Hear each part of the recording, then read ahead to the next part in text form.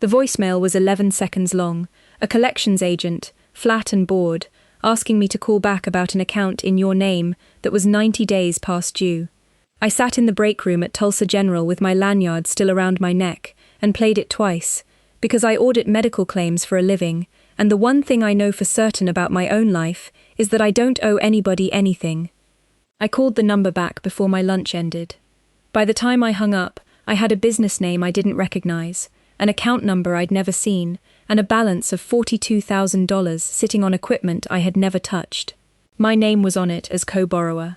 My signature was on it too, except I didn't sign it. I want to tell you who actually did, and what they spent the money on, because it isn't what you think, and it isn't who you think either.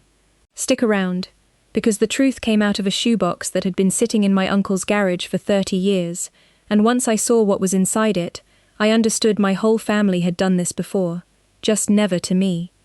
If you've ever been the one who covers the bill nobody else remembers to pay, get comfortable. This one's for you. Some quick facts before the story catches up to itself. I'm 32.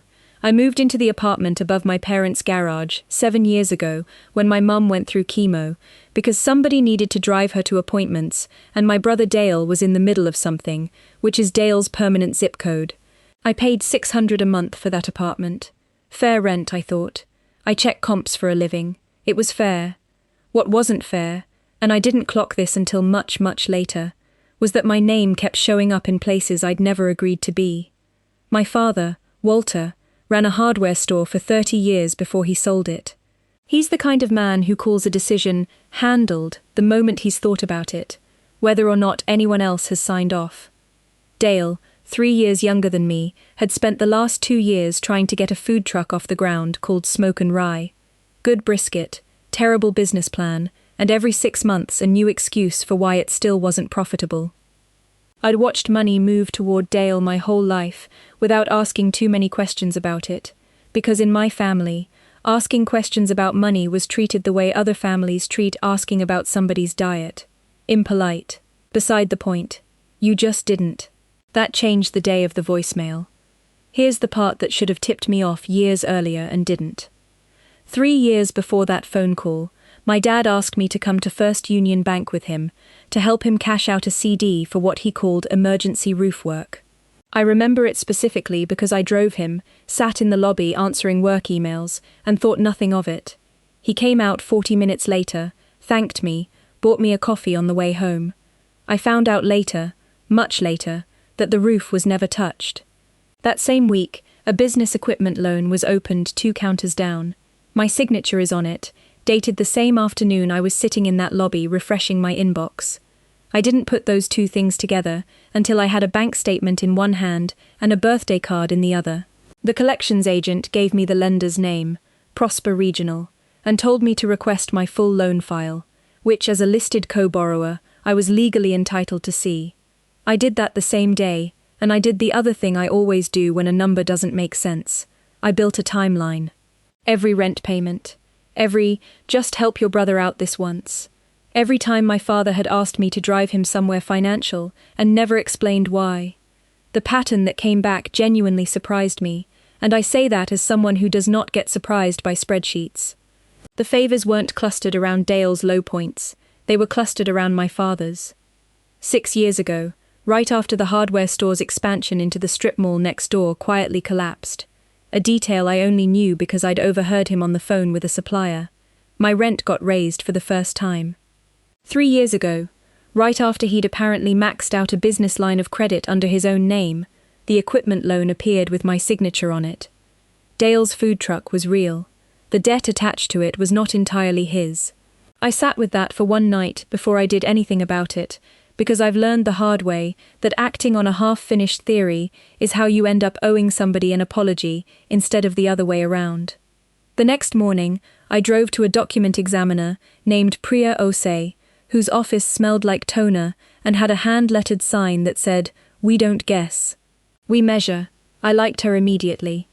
She laid the loan signature next to 6 samples of my real one, my lease, my nursing license renewal, a check I'd written the week before, and worked in silence for maybe 4 minutes.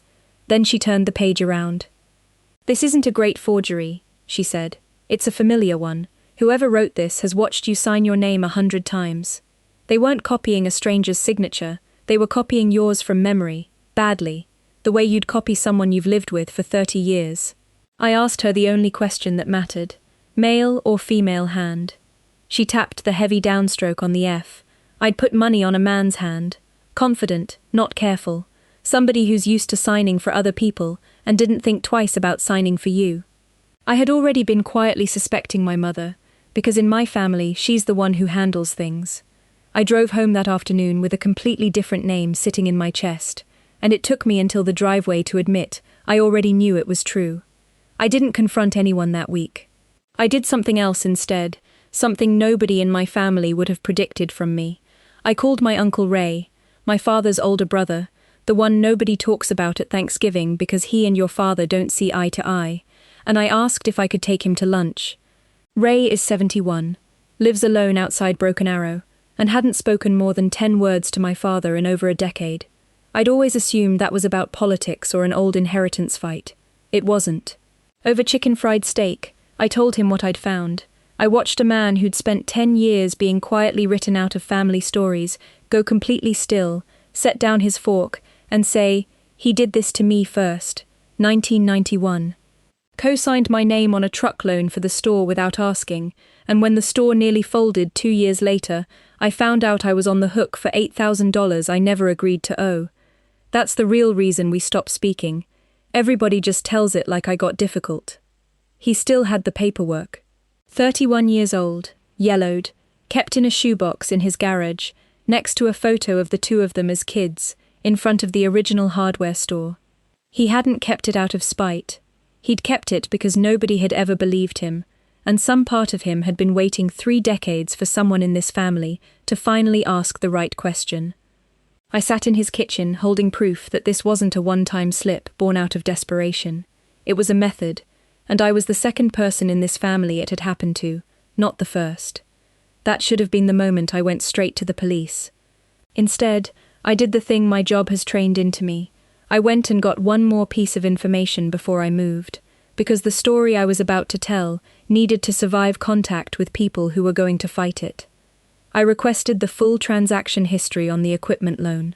$42,000, disbursed 3 years ago. I expected to see it move, more or less in one piece, towards Smoke and Rye. Instead, I found 11,000 of it had gone somewhere else entirely. A payoff, 6 weeks after the loan closed, on a separate business line of credit, held solely in my father's name. The line of credit that funded the strip mall expansion that failed. My brother's food truck wasn't the whole story. It was the cover for it. Dale had gotten roughly $31,000 of real help, badly managed but real. My father had quietly used my credit to clean up a debt of his own and let everyone, including Dale, believe the whole $42,000 was brotherly generosity. I sat with that number for a long time. Not because it changed what I was going to do, because it told me exactly how long my father had been planning to let somebody else absorb the cost of his mistakes, and exactly how little he'd thought about which somebody that would be. I filed a fraud dispute with Prosper Regional that week, froze my credit at all 3 bureaus, and opened a new account at a bank 2 towns over that nobody in my family had ever heard of. Then I did the part that actually required nerve. I kept showing up to Sunday dinner like nothing had happened, because I needed one more conversation on the record before I filed anything with the police, and I only had one shot at asking it the right way. I picked a Sunday when Dale was there too, so there'd be no version of events he could rewrite later without a witness. Over pot roast, I put Priya's report on the table, face up, next to the loan paperwork from Uncle Ray's shoebox. My father looked at both documents for a long moment. My mother reached for his hand under the table, which told me she'd known the whole time and had simply decided silence was her contribution. "I was going to pay it back," he said. "Not I'm sorry, not I shouldn't have. An accounting statement, delivered like it settled something." Dale's face went through about 4 stages in 10 seconds, confusion, then math, then the specific horror of realizing his own success story had a basement he didn't know about. 11,000 of my loan went where? My father didn't answer him either. I asked one question, the only one I actually needed answered. "Would you have ever told me?" He looked at the tablecloth. It never came up. 11 seconds of silence is a long time at a dinner table. I've timed longer ones since, at other tables, and none of them have matched it. The offer came 4 days later, delivered by my mother, over the phone, in the calm, administrative voice she uses for things she's rehearsed. They'd talked to a lawyer. They wanted to resolve this as a family. Dale would take over the full loan in his name alone. My father would sign the garage apartment over to me outright. Deed, title, everything. Free and clear, mine forever, no more rent. All I had to do was sign a letter stating I'd verbally authorized the original loan and had simply forgotten the details under stress. I want to be honest about something. For about 4 seconds, sitting in my kitchen with the phone against my ear, that offer worked on me. A home with my name on it, an ending where nobody has to walk into a police station.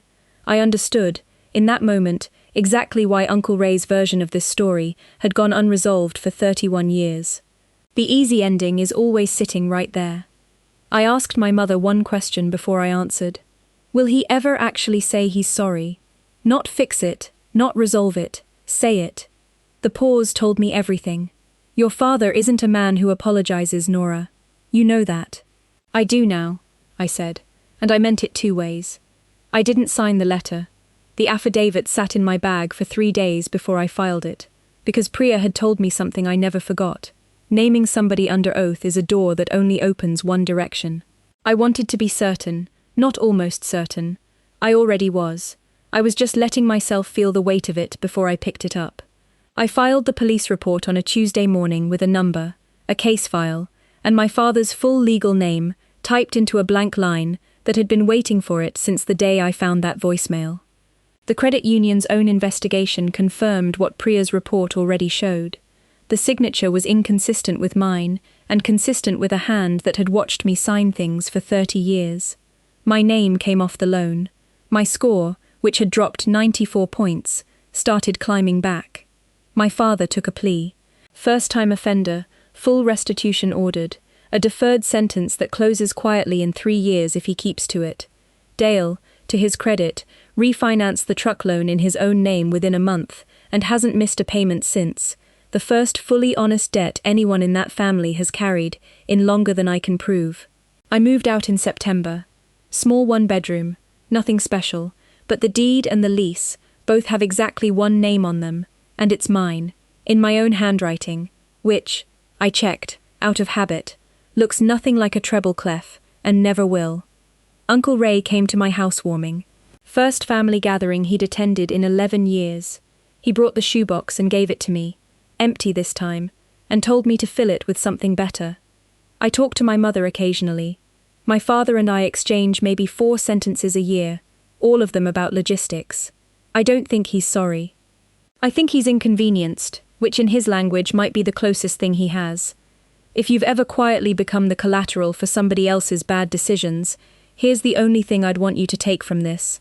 The people who count on you not checking are usually right about that, right up until the day they aren't.